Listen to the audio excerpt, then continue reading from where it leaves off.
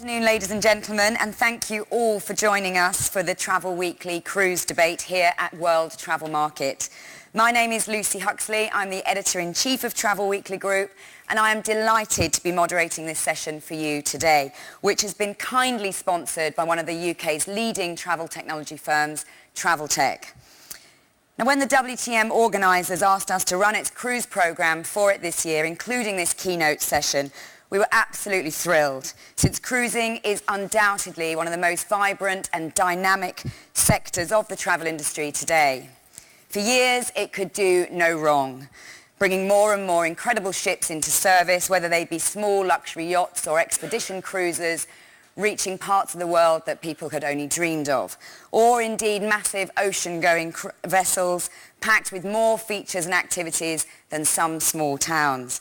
Both ends of the scale have opened up the sector to whole new audiences and generations of cruise converts.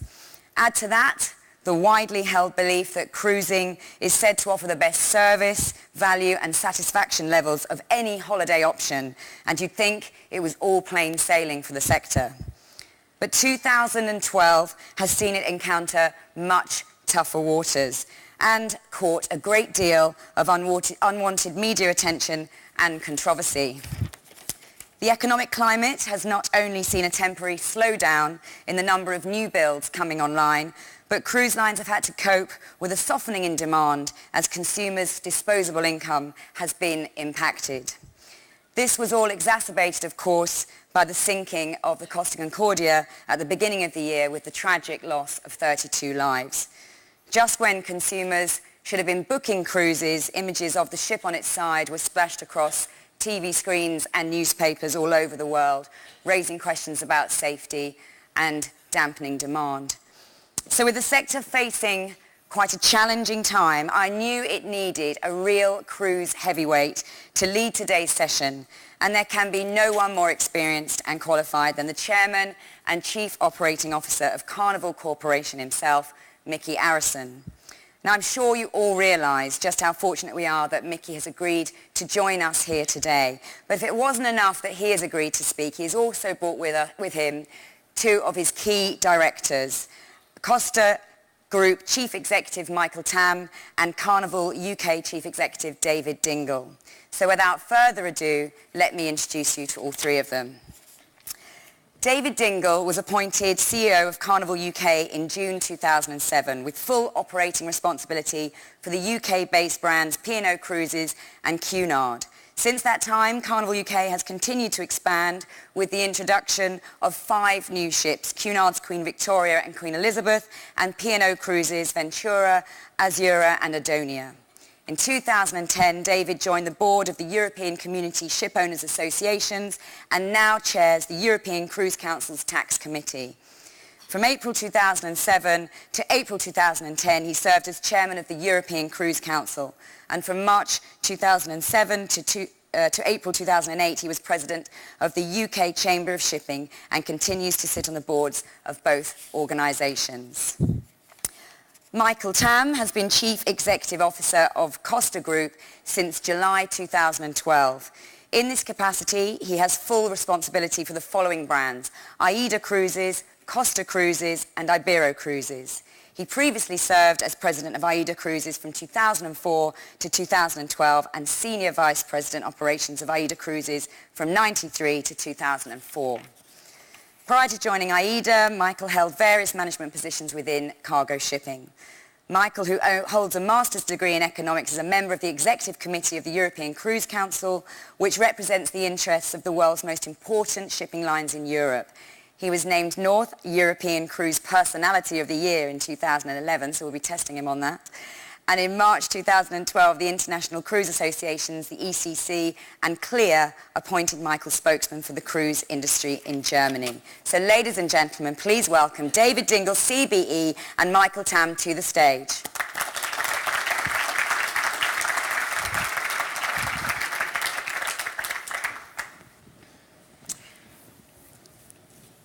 So now you gentlemen are sitting comfortably, we can introduce our final panellist for the session, who is, of course, the Chairman and Chief Operating Officer of Carnival Corporation, Micky Arison, who is joining us today live from Miami. Hi, Mickey. Good morning. Morning, Lucy. How are you? Very well, thank you. Now, Mickey is a man who needs little introduction, but I will just tell the audience here a little bit about you. Mickey Arison grew up in the cruise business and spent the better part of 2 decades learning it from the ground up in various roles before becoming chairman in 1990. Carnival went public in 1987, raising $400 million for its future expansion. The company continued its growth through the traditional avenue of new ship construction and also began to diversify by entering new market segments of the industry, such as the premium segment, through the acquisition of Holland America Line, Windstar Cruises and West Tours, which is now Holland America Tours, one of the leading Alaska tour operators. Today, Carnival Corporation also owns Cunard Line, Seabourn Cruise Line and Italy-based Costa Cruises, as we've heard. And in April 2003, Arison spearheaded the dual-listed company transaction combining Carnival Corporation's 6 cruise operators with the 6 brands of P&O Princess Cruises, creating a truly global cruise operator with the leading cruise brands in both North America and Europe. The P&O Princess Cruises transaction included Princess Cruises, P&O Cruises, Ocean Village at the time, Swan Hellenic, AIDA Cruises and P&O Cruises Australia. Following the transaction, the company was renamed Carnival Corporation and is traded on both the New York and London stock exchanges. Now, Mickey currently serves as chairman of the Florida Caribbean Cruise Association and is also a past chairman of the International Council of Cruise Lines. And he's also the managing general partner of the NBA's Miami Heat franchise and chairman of the league's board of governors. And it's because of his commitments to basketball that he is not able to be with us in London today, but we are so grateful for you joining us here, Michael, and also Mickey, and also Michael and David on the stage. Now, there will be time for questions at the end, but let's first of all kick off asking, I guess, about general trading in the last 12 months. So, Mickey, the fact that it's been a difficult year for cruise has been well documented, and we'll talk more about Costa later on. But in general terms, how bad has it been this year in comparison to other years? And have we seen a bit of improvement? Has the cruise sector turned a corner? Well, obviously, as you mentioned in your introduction, it has been a challenging period for us. But you know, despite the challenges, and there have been many, obviously the tragedy you mentioned started the year off difficult. But we've also had continuing issues in the Arab countries that originated with the Arab Spring, obviously the economic issues in Europe and around the globe, especially in Southern Europe. Those have all been challenges, but despite those challenges, I think the industry has fared relatively well. We continue to be extremely profitable and we continue to cash flow. We continue to deliver great products to our guests, and so despite those difficulties, I think the industry has done relatively well, and you know, we still have a very, very bright future. So you talked there a little bit about your own cash flow and your own sort of performance, so and also about the industry in general. But for Carnival Corporation specifically, I know your third quarter results were better than anticipated in the company's June guidance, largely due to a combination of higher than expected revenue yield. So people probably couldn't have expected that in the year that we'd had. So how have you managed that? Have you specifically, as your company, fared? Well, I think that the important thing is that we continue to offer great vacation value to our customers, and people will take their vacations even in difficult times, and this was a perfect example of it, that while we had to sharpen our pencils and maybe price a little bit lower than we may have wanted to at the beginning of the year, the value relationship of our product really came through, and because of that, demand, particularly in the peak summer period, strengthened as we went through the quarter, and we outperformed what we had anticipated earlier in the third quarter. And that allowed you to increase your prices? Yeah, it allowed us to get better prices than we anticipated in the late period. Okay, let's bring Michael in. How's it been in the European market specifically, Michael?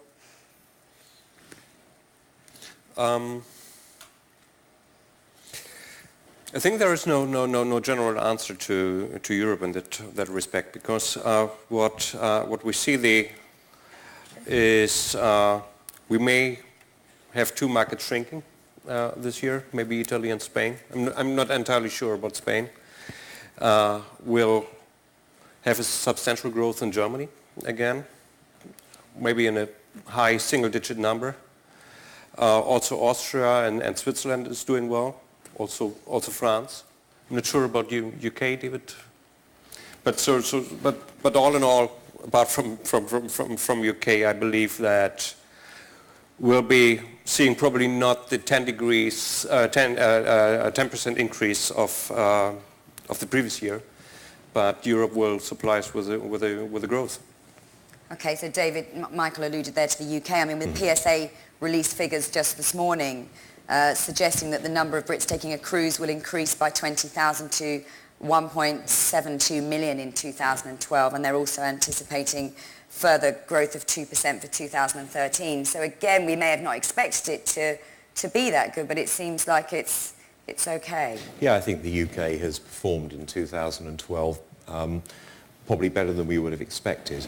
That's virtually no growth, just a 1% increase in carryings. But remember, that is against a backdrop of there having been no increase in UK-specific cruise capacity.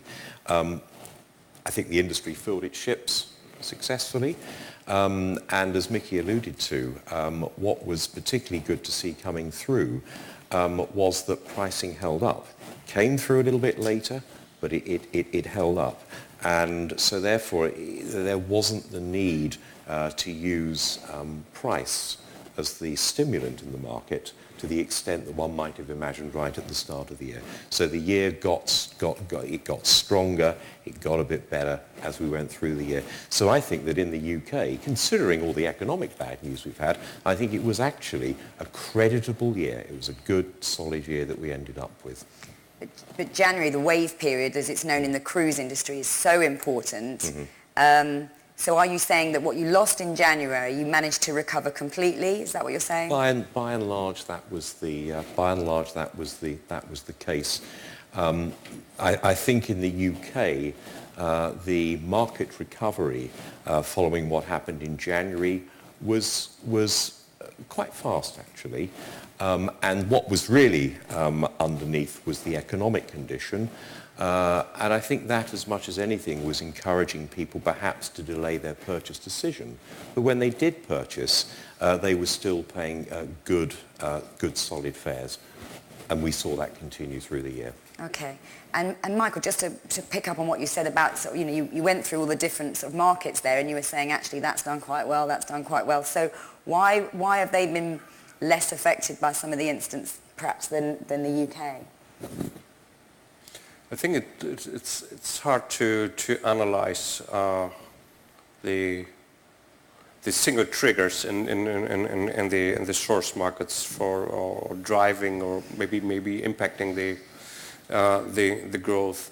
But it looks like that the condition of the economy in the south of Europe plays a significant role. And also when it comes to Italy, it must be said that the likely drop in a probably mid-single percentage points is far less than what we experience in Italy and the package tourism in general. Okay. So obviously, I think in general, when we take Europe at a glance, the cruise industry performs well and has already and again shown a substantial resilience. Okay. Well, let's move on to talk about the potential for growth in the sector. Now, we always talk about how cruise is only scratching the surface of the potential opportunity out there. So how successful are you as a company being, Mickey, at growing the market?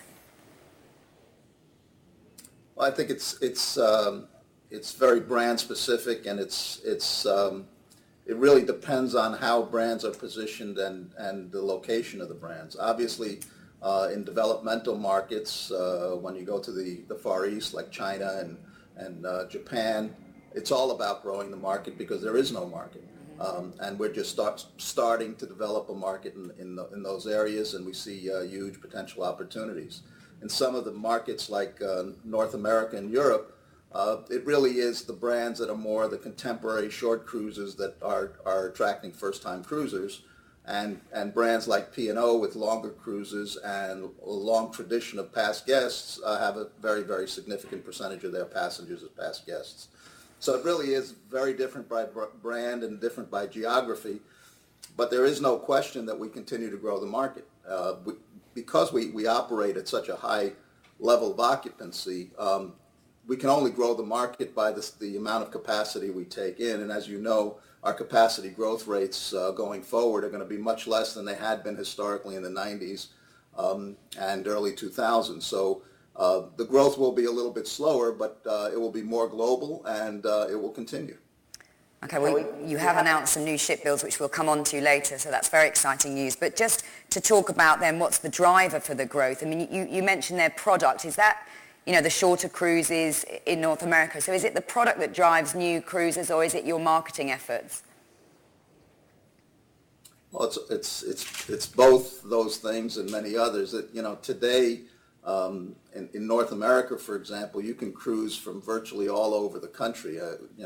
20 years ago, it was basically all South Florida and maybe a little bit New York, California based. But now we have home ports all around the country, and it's with easy driving distance to many, many ports. Obviously, that's true in the UK. That's true in Italy. It's true in France. That you can drive to a cruise, and that is making it more affordable, easier for passengers to get on the ships, and that is encouraging as well, first timers. Okay. So there's a lot of reasons. Obviously, our marketing folks would like to take a lot of credit for it. Obviously, the strength of hundreds of thousands of travel agents out there promoting the product is obviously very important as well. Well, you mentioned travel agents there, and in the UK specifically, and I'll come back to ask you how it is in the other markets, but many of the larger mainstream travel retailers, the online guys like the Expedias and the Last Minutes and the Travel Republics, etc., they've established themselves and really exploiting technology to perhaps find new customers, and yet they don't sell cruise. So, why is that? And does the sector suffer as a result from not being able to sort of promote itself to these new, through these new channels to new customers potentially? Well, I mean, let's not think for one moment that cruising isn't being sold very actively in the online space in the UK or anywhere else. There are very many emerging and already successful online travel agents doing great cruise business. I think that probably a key point is that cruising remains something more of a specialist product. It does, to an extent, use its own language. It, I think, requires rather more customer information to be provided, particularly to new customers. Cruising is not a commoditized industry. It is an industry of distinct brands, as Mickey was saying. And that is a great strength. And I think the online partners that we work with are real specialists in cruise knowledge and in really representing the individuality and the whole suite of fascinating brands that the industry provides. Maybe there will be a time when those very, very big online distributors who I think really are focusing on mass sales of airline seats, maybe they will enter the cruise industry with a useful proposition. But at the moment, I think we have plenty of great online cruise distributors who are doing a good job for us. Okay. And is that the same in your markets? I think the best proof in our belief into the travel agencies is that Costa has decided, I think 3-4 years ago already, to become owner of a travel agency chain. So we own or co-own together with IP Tours approximately 1,300 agencies in Italy. And we look into other opportunities as well into that field. So I personally, and that's true for I think for my colleagues as well, we believe in this form of distribution, but it's also imminent that as the cruise lines develop themselves, this is true for all forms of distribution as well. And at the end of the day, the customer will take the decision where to go.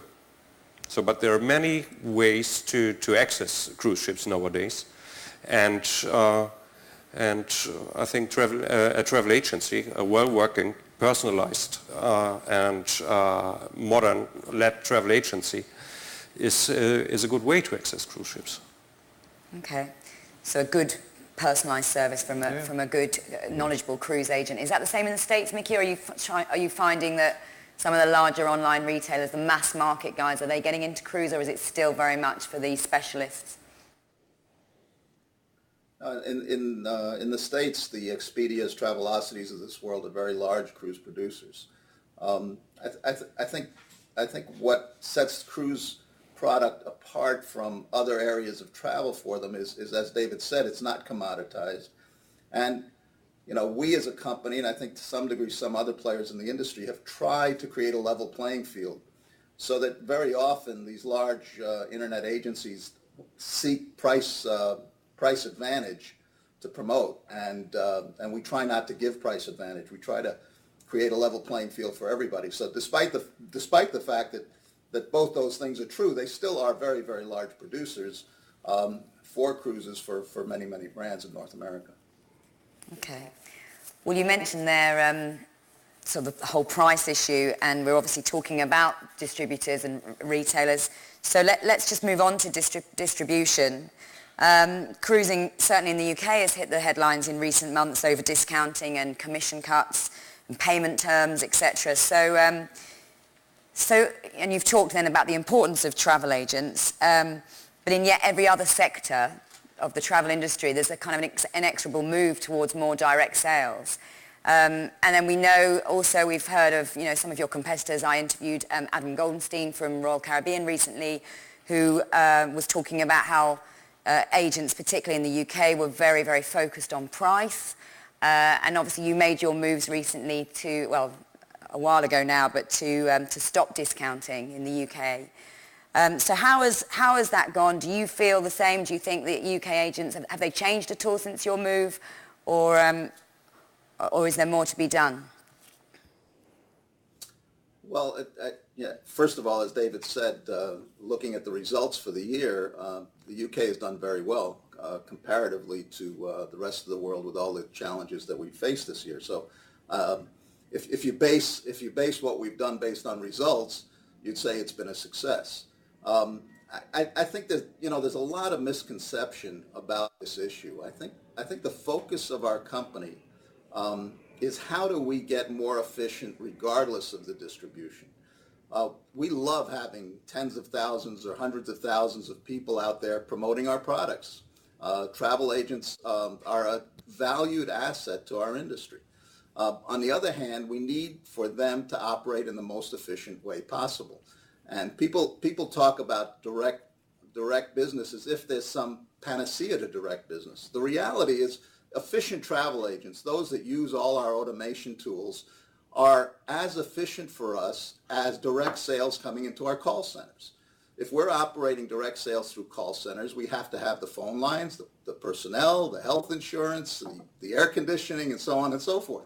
So all the expenses are there. But travel agents that are operating in an efficient manner, using all of our technology, working together with us, are just as efficient. So direct sales is not a panacea. The key for us and all of our brands is to operate through all the distribution channels, allowing the customer to choose whatever distribution he likes, but to do it in the most efficient way possible. So you said there that the results are kind of proof that you made the right decision, because you know, we've seen your results, they're public, and we've seen that you're doing okay, and yet anyone I speak to in the UK does say that they are selling less or fewer Carnival products now since you've made that decision. But you obviously feel it was the right move, and actually other people have now followed you. But what I think has been widely talked about is that perhaps other companies like Royal Caribbean have now done it, but they've done it in a more collaborative way. So do you regret, this is a question I guess for David, but do you regret at all the way that you went about reducing commission, given that perhaps other people seem to have got a better press about it? You know, when you're the market leader, you probably have to be the first into anything like this. And so you're responsible for breaking the bad news and, taking the responses and so on and so forth. We collaborated enormously. We did a lot of consultation. It wasn't a surprise when it happened. But some people just didn't like hearing it. But you also went further, because you went to 5%, whereas everybody absolutely. else, well, the people who followed have gone to 10. And I strongly believe that as the base commission, that is the right number, because we absolutely had to rid this business of travel agents rebating large amounts of commission, confusing customers, and in some cases, as we know in the UK, in some cases threatening their own livelihoods and creating a financial exposure for us through the risk in the pipeline money. So all those things going on, plus we wanted to take back control of our own pricing and not have an element of it controlled in the hands of a third party, because that's really important for our revenue management to have hold of it ourselves. For all those reasons, we had to do that to stop the rebating, and that was for the good of everybody. And plenty of travel agents have said to me, thank goodness we can trust in your price and know that we're not going to be undercut by a neighbouring travel agent further down the road. And honestly, that is absolutely the right way to go. And you need to go to a figure like that as the base to stop the rebating. So you said you've absolutely rid yourselves of those people that were dragging the market down, and does that then equate to fewer sales through travel agents? Because No. as I said, so when I'm talking to people and they're saying we're absolutely doing less business, is you're seeing more from a smaller number? Yep, we still filled our ships. Okay. And is this, are you going to apply this approach in other markets at all? I mean, tell us what happens in your markets, Michael.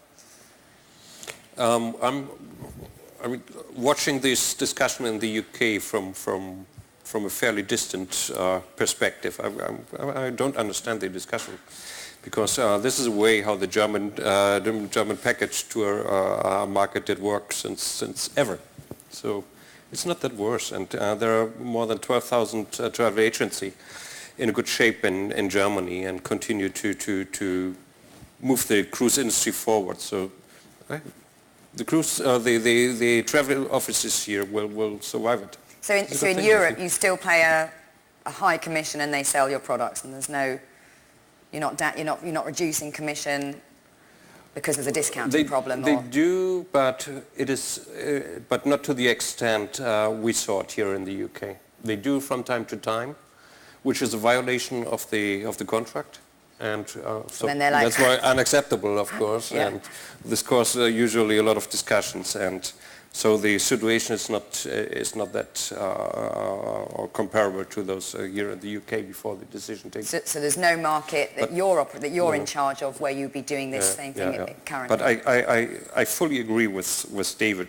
Look, in my company, we manage capital in excess of some 8 billion euro. And this is landed money, and we have to do it to manage this capital very carefully. Not speaking about the thousands of people we are responsible for, and giving the grip on the prices on which we sell our products away is totally unacceptable for us. It will destroy our business and the confidence of our shareholders and of our people. So we cannot do that. We need to be in control of our prices.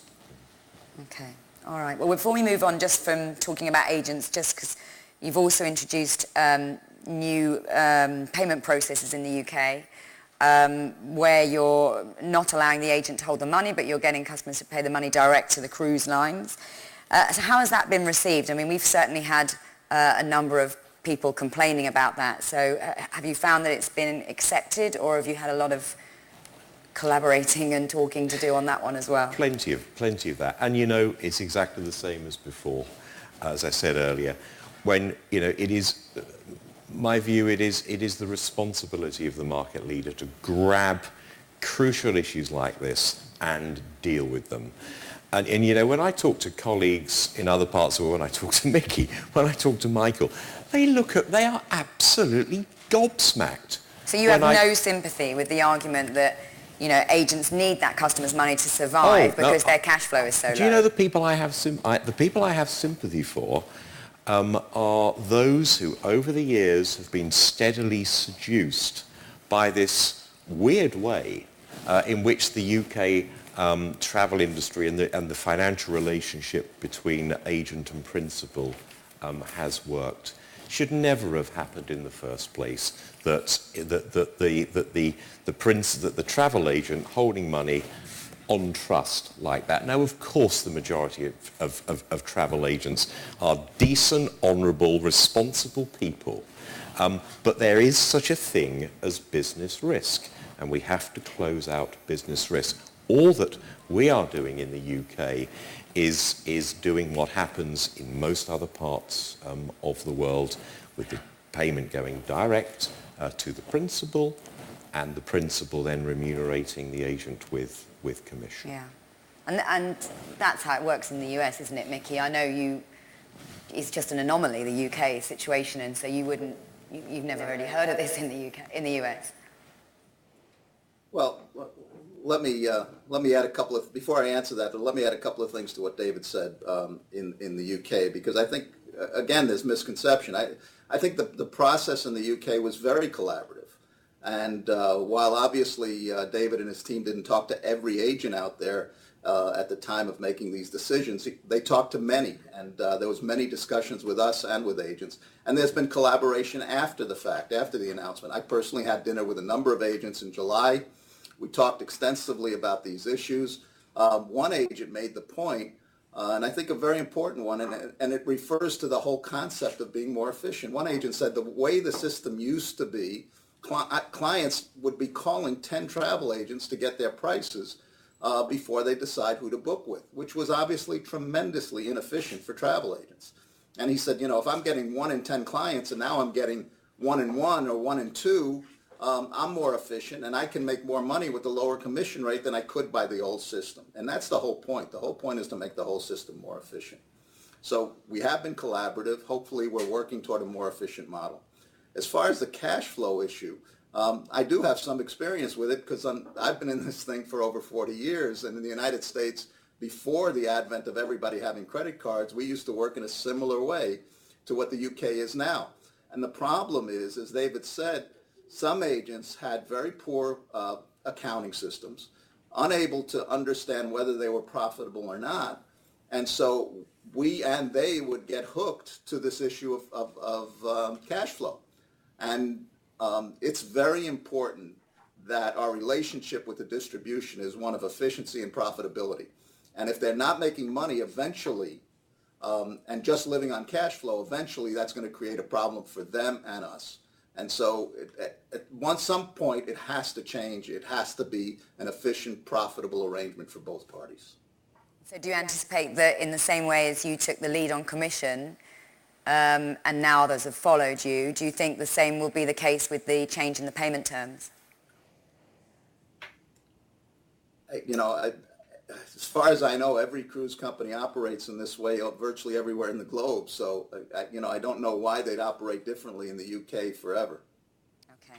All right, well, we've got lots to get through, so let's move on, because Mickey touched on earlier, he talked about emerging markets, which is obviously a fantastic potential and opportunity for the cruise industry and obviously your company in general. So do you see a growth in cruise lines being launched in these new emerging markets, or do you think it will be the current global players who expand there and get their offering there first and take the share?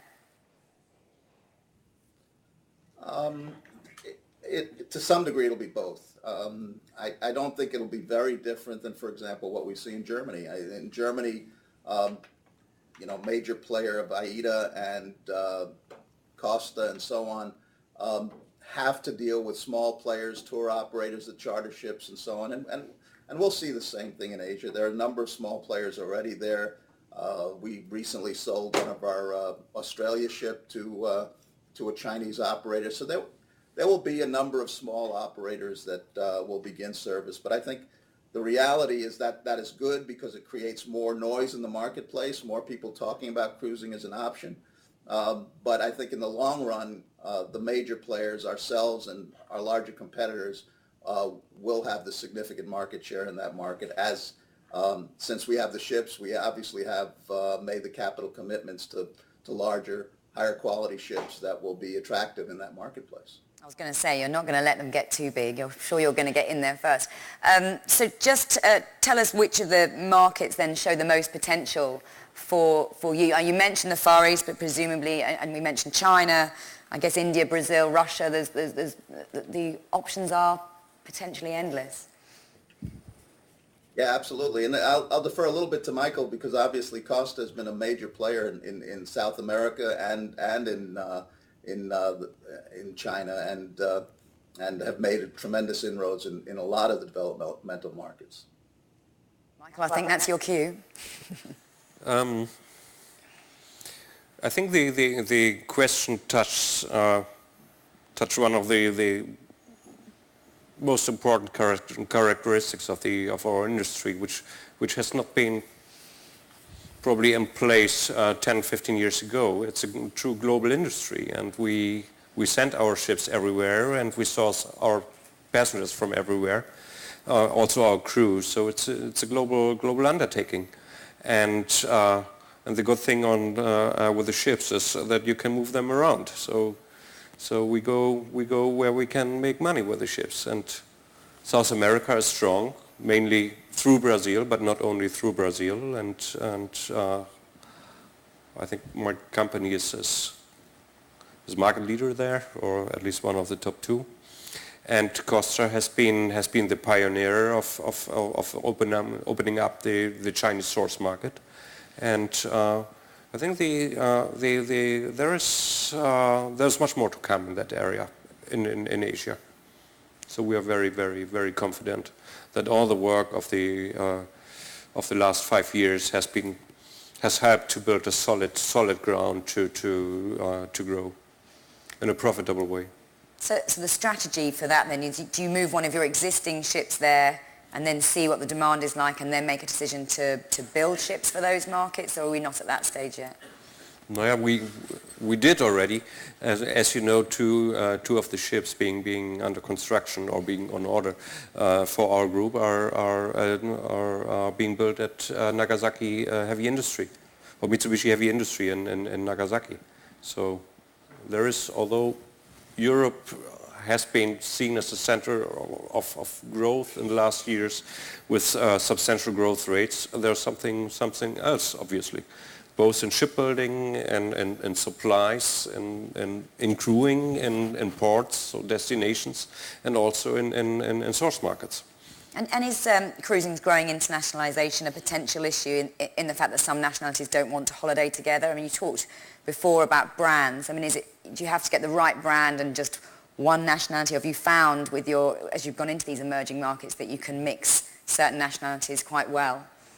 I'm not sure about the Brits and the Germans. So well, we get on fine. we can cruise together. We're going to cruise together.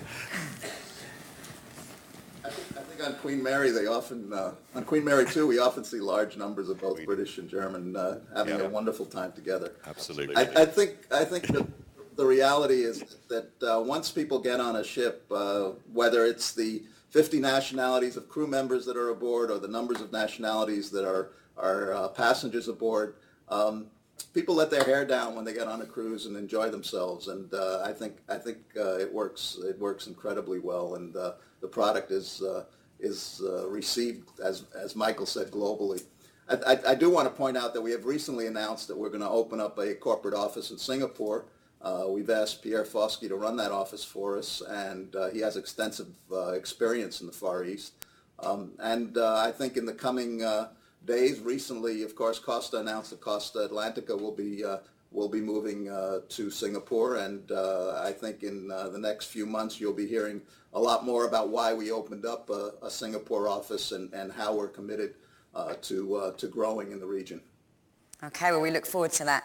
You mentioned there, actually, your crew, Mickey, which takes us on nicely to the next section I wanted to talk to you about, which is, of course, your corporate social responsibility. It's not just to the destinations, but we'll come on to that, but also to things like terms and conditions for your crew members. And in the UK recently there was a dispatches program which involved a reporter posing as a crew member and going undercover on a celebrity ship. So I guess given, the increasing profile of crews, that we're going to, the sector's going to increasingly come under this kind of scrutiny. Do you think that, given what was unearthed in that program, that the cruise industry in general can stand up to this kind of spotlight? Well, I haven't seen the program, and as you said, it refers to a competitor, so I don't want to comment on the program. I will say, though, that the jobs we have on the ships are highly sought after. We have crew members that have huge longevity. When I go on the ship, I see people that have been there 20, 25 years, thanking me for what we've done for their families in places like Indonesia and the Philippines and all over the world. And if you have crew members, you can't have a successful holiday product without the service personnel being happy. I mean, it just would never work. It could never be successful. So, again, having not seen the show, I can't comment on the show, but I can tell you that we have highly sought after jobs, and our crew members have to be happy to serve our guests in the way they do. Okay, well, there's lots more I want to ask, but I've just checked my watch and we're rapidly running out of time, so I'm going to move on because I know we should touch on the issue we talked about at the outset, which was, of course, the Costa Concordia tragedy. Now, I will say here that you all know, I'm sure, that legal proceedings are now active, and so there are a number of things the guys can't talk about for obvious reasons, so please bear that in mind as well at the end of the Q&A. But there are still things we can cover. I mean, it clearly had a huge impact on your company and the industry as a whole, and the causes, as we've said, are under scrutiny from different judicial and regulatory bodies. But what lessons have been learned, first of all, by Costa and the entire industry, and what new measures are being put in place to ensure that this kind of thing doesn't happen again? So as Lucy said, there are the legal proceedings ongoing, and that's why we can't have an extensive discussion on this subject here. But I mean, I think you all may understand that this has been a total shock for us, for my company, I think for the industry, for the public. It's been a total shock, and this is also, I mean, my company and also, and especially myself, I must say, all my people, we, you have to split a bit the legal part from the moral part, I think. And for us, it will remain as an obligation. So if someone asks me, what do you think about Concordia? Say a single word, I would say the word obligation. Because my obligation and the obligation of my people, and we are a large company with nearly 20,000 people, is that this kind of accidents will never happen again to the industry. This is our obligation. But there are also good things. So first of all, the industry has proven again that in a crisis that they're able to work together and that they're relatively quick in implementing things to make the industry even safer. One should not forget that out of the last 10 years, we had 6 years without a single casualty in our industry. So at a time when we were carrying, on average, probably 15 million passengers and maybe 10 million crew or 5 million crew in comparison. So half of the customers are more or less crew. So we were working together. For my company, it was, so you felt that, and the people told me, because I came after the incident, that the employees, that they came together. They were very close after that. And some of them were under shock as well. So I mean, the company is damaged, and we are all very, very, very sorry on the casualties taken by this incident. And I can tell you, and one of the cases strikes me most, and this is a poor little girl who died on board the ship. So obligation has a face also. And after, you know, my company surpassed 107 inspections in the last year, the year before the incident, 107, which says every third day is an inspection, either a port stick control or a control of the flag state, or an inspection of the flag state, or an audit of the classification society. So every third day an inspection. And the vast majority of them have been passed with very, very minor things or with zero findings. And the last one, now we got an extensive audit by the end of early October, and we passed it without a single finding. So I think there's a good substance, and this is not only true for Costa but also for the entire industry, and which is heavily regulated. So we don't need to have more rules, I think, or more regulatory bodies. What we need is as we did it before, a continuous movement and continuous evolution of all the things we do, including safety. And it's probably wise to learn from the airline industry, which has seen a tremendous growth over the last 50 years or so, and on the other hand, a decline of the incident ratio.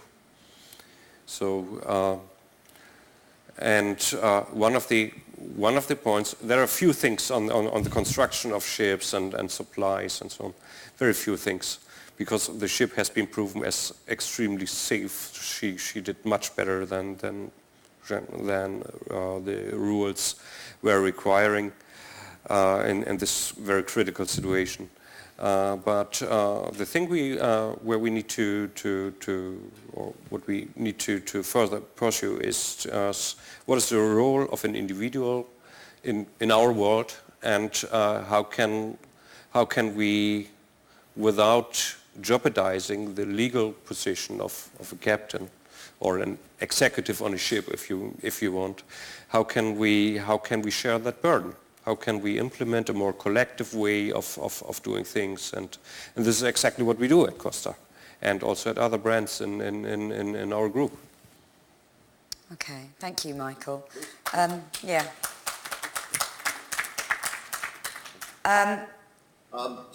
Just to follow up, there's been a series of CLIA agreed items that the industry has undertaken, and Michael made the point, and I think David too, is under these circumstances, the industry has been terrific in coming together and working together. And I'll just list a few of them, but I won't go into detail because we could take all afternoon. But recording of nationality of passengers, common elements of muster stations, emergency instructions, excess life jackets, passage planning, bridge access, passenger mustering, lifeboat loading and training, etc., etc. So these have all been approved by the entire CLIA membership and have been sent on to the IMO. So a lot has been done and a lot continues to be done. As Michael said, we have had, prior to this tragedy, a tremendous safety record, and we are totally committed to make sure we have a tremendous safety record in the future and something like this never happens again. Okay, well, thank you, Mickey and Michael. And I think on that note, if we can have the lights up, and if you've got any questions, because we are close to time. So if you've got questions for any of the guys, just stand up, please, and tell us who you are, and direct your question to whoever you'd like to answer it, please. There's a gentleman here in the front, please. Sorry, sir, can you just wait for the microphone, otherwise Mickey may not hear you. Thank you for a really great presentation and information. Dominic Savio, Collegio Mondiale Event and Travel Organizator. A question, you mentioned that you are creating many different programs inside the cruises. What is your comment about Holy Ship? If you know it, Holy Ship is the program of MSC done. It's a very entertainment, good program done in the Caribbean. Actually 10 million viewers. It's a music event, top DJs, including best performances, sold out 6 months in advance. And the question is, what do you think about this way of entertainment, combination of entertainment and product in the cruises? Who would like to answer a question on entertainment? Well, I can say, at least for North America, that this is nothing new. We have had many high-profile charters of various kinds, with everything from boy bands to gay cruises to you name it. The reality is that for everything that attracts people to take a holiday, we're interested in, and very often this has come in the form of charters by well-known performers. Off the top of my head, I can't list them, but I can tell you that we've had many in North America, and I believe we've had similar kinds of situations in our European brands. So this is not something new, but it has been successfully done, and I'm sure will continue to be. Okay, thank you, Mickey. There's a question, two more questions. The gentleman in the middle over there, and then we'll get a mic down to you at the front. Yes, James Schillinglaw from Travel Pulse in the U.S. Hello, Mickey. Mickey, I have a question for you. We heard that how in the UK you've dealt with rebating and pushed commission levels down to 5%. Is that something, a challenge still in the U.S.? Or do you think that you won't need to do that in the U.S. Because rebating has pretty much come under control?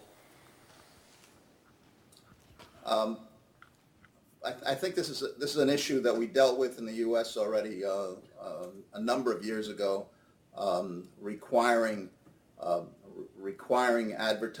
travel agents not to discount our products and only to advertise our pricing in any kind of public forum. So while I wouldn't say anywhere it's 100% under control, this has been an issue that's been relatively under control in North America for a number of years.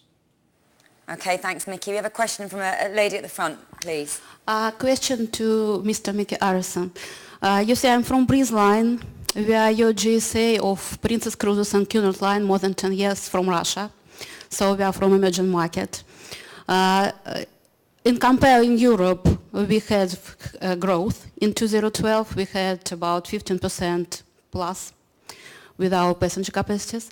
The question is that also up to 2012, we were your international sales agent for Carnival Cruise Line brand, and we produced almost $2 million just for Mediterranean cruises for Carnival Cruise brand. But the question is why, with no reason, our 2 million account was switched off, and for now we can't sell Carnival Cruise Line anymore. Is it new policy? Because as I understand, for now, all Carnival core brands looking for new sources of passengers. It sounds like you're asking a specific question about a specific brand contract. I think maybe, because we are running out of time, I'm sure the gentleman will happily answer your question at, afterwards. Is that fair enough, Mickey? Because I think it's a bit specific for this forum. But thank you very much for your question. Have we got any more general questions for the gentleman before we wrap up? Okay, just one at the back, and then I think that will have to be time. Afternoon. Red tie this morning for you, Mickey. Is that a hint to who you're voting for today? No. Good. I'm totally neutral. All right, well, ladies and gentlemen, there were lots more questions I'd have liked to have asked, but I think we've managed to cover some really interesting aspects of the cruise sector in general and got an insight into Carnival Corporation and its ambitions in emerging markets and its views on travel agents, and also some fantastic comments as well on some of the things that happened this year. And hopefully we can put that behind us now. We can continue to see the cruise sector grow. So for now, please, ladies and gentlemen, please join me. It's a very rare appearance to see Mickey Arison. So thank you, Mickey, from Miami.